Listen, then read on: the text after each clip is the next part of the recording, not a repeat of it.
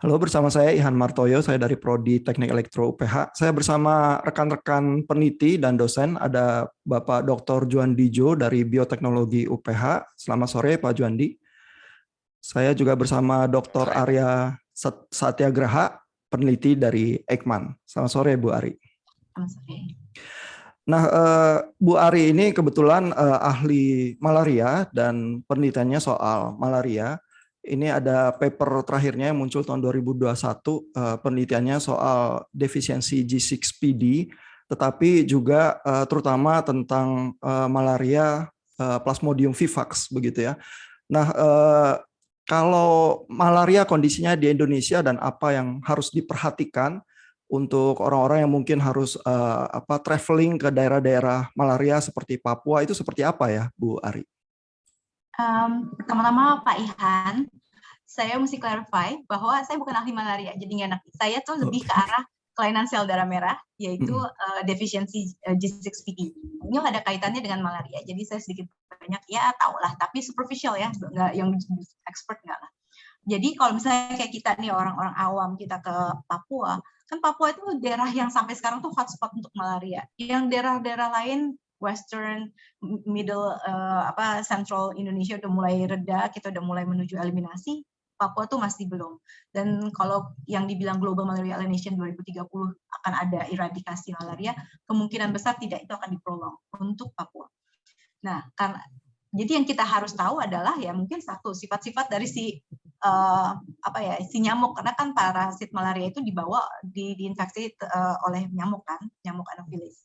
Nyamuk Anopheles itu beredar mulai keluar dari itunya tuh, dari sarangnya tuh dari begitu matahari terbenam dan baru balik lagi sampai matahari terbit gitu. Jadi malam hari. Jadi ya daerah-daerah yang banyak malaria, banyak nyamuknya kita mesti avoid aja kalau ya, maksudnya make sense-nya gitu ya. Jadi bawa protection lah gitu. Kalau profilaksis sih mungkin kecuali kita akan stay di sana lama dan masuk ke hutan-hutan mungkin profilaksis ya, penting. Tapi kalau kita ke kota-kota, walaupun kayak misalnya Timika itu memang di dalam kotanya aja malaria ada, tapi kita cukup dengan proteksi diri lah, dengan autan lah. Kalau saya sih bawa semprotan autan, malaria mosquito patch gitu, jadi kayak insecticide patch gitu lah. Itu cukup gitu.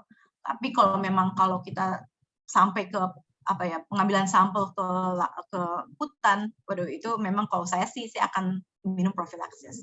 Tapi kalau memang nggak lama, cuma 3-4 hari ke Papua, nggak perlu sampai segitunya, karena kan profilaksis itu juga bahan kimia, jadi jangan sampai kita minum sesuatu yang not necessary sebenarnya. Nah, ini buat orang awam yang profilaksis itu kan obat-obatan pencegahan ya Bu ya, yang diminum ya. Nah, itu obatnya apa ya? Terus lalu tadi ada kelainan G6PD yang menjadi area penelitiannya Bu Ari ya, itu juga mengakibatkan ada pengaruh kepada obat yang bisa untuk mengobati malaria ya. Itu gimana relasinya Bu Ari? Oke, jadi kalau profilaksis yang digunakan di Indonesia yang saya tahu itu doxycycline. Sebenarnya karena doxycycline tuh kayak obat dewa ya, bisa segala macam, jadi termasuk untuk membunuh si parasit itu. Cuman doxycycline tuh efek sampingnya itu nyerang lambung. Jadi itu yang harus dihati-hati. Jadi sebelum makan itu gitu. Jadi kalau menurut saya sih dan masalahnya beberapa hari sebelum kita berangkat sampai beberapa minggu sesudah kita balik tuh harus tetap minum gitu. Itu kan untuk profilaksis ya.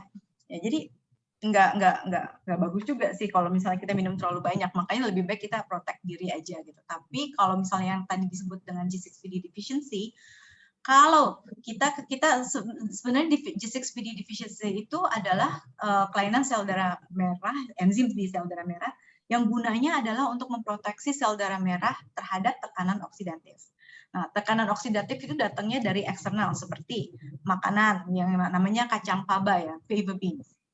Di daerah Yunani, Mediterranean itu biasanya mereka bikin jadi kayak humus. Nah, itu yang bermasalah tuh. Tapi kok di Indonesia saya nggak begitu lihat adanya kacang faba ya. Kemudian obat-obatan seperti tadi Pak Ihan bilang Primaquine, which is anti-malarial drug. Itu kita mesti tahu bahwa kalau kita G6PD deficient, kita nggak boleh minum obat itu.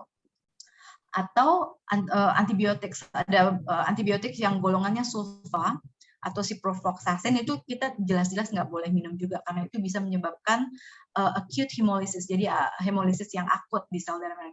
Efeknya adalah apa? Jadi sel darah merah kita pecah dan kita jadi turun HB-nya, jadi HB-nya makin lama makin rendah gitu. Kalau misalnya tidak diobati atau tidak ditangani dengan benar, itu sebenarnya bisa menyebabkan kematian. Jadi pertama-tama gagal ginjal yang akut, terus karena kita nggak tahu itu disebabkan oleh bisa menyebabkan kematian itu. Jadi itu yang harus dikenali sih kalau kita sebelum kita pergi, karena tapi kita nggak harus misalnya, oh saya mau ke Papua, saya mau cek G6PD deficiency. Biasanya G6PD deficiency itu akan dicek kalau kita memang akan diberikan obat-obat yang mungkin bisa menyebabkan kita hemolisis. Gitu. Jadi kalau misalnya, ternyata Pak Ihan kena malaria nih, gitu. Ya udah, Vivax lagi kenanya. Kalau Vivax kan obat Primaquine yang akan diberikan, karena Primaquine itu yang disebut radical cure. Radical cure itu karena dia bisa membunuh si parasit yang ada di liver dan juga ada di darah. Biasanya kan kalau malaria ya, nyamuknya itu infect ke kita, itu dia langsung masuk ke pembuluh darah, langsung immediately ke liver. Dari liver baru dia berkembang biak, terus dia pecah masuk ke pembuluh darah sel darah merah. Nah, begitu dia masuk ke sel darah merah, pecah menginfeksi sel darah merah lain, itulah timbulnya simptomnya. Jadi fever, itu semua simptom tentang malaria itu timbul begitu ada di fase darah. Nah, obat anti malarial ini itu bisa membunuh si parasit di fase darah maupun yang di fase liver, makanya dia disebut radical cure. Sedangkan kalau obat-obat malaria kayak artesunate, artemisinin ya, atau ACT, artemisinin combination therapy, itu cuma membunuh parasit di sel darah merah. Gitu. Tapi ya itu dia. Jadi kalau kita harus ngertinya, kalau udah mau mau dikasih Primaquine nih, karena itu masalahnya minum obat Primaquine 14 hari.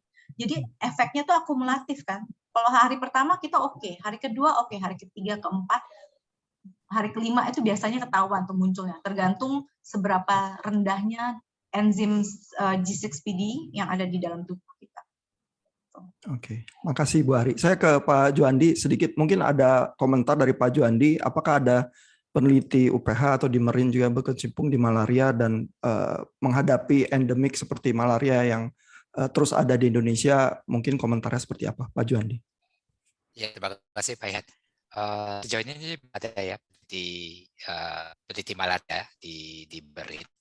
Namun terlepas dari topik malaria atau penyakit lain, ini adalah penyakit-penyakit tropis yang akan terus terjadi di Indonesia. Kita sebut terjadi suatu daerah, maka kita sebut endemicity. Ini adalah topik yang penting karena dia akan memberikan kita satu gambaran bagaimana untuk mencegah dan mengatasi penyakit tersebut. Ya, jadi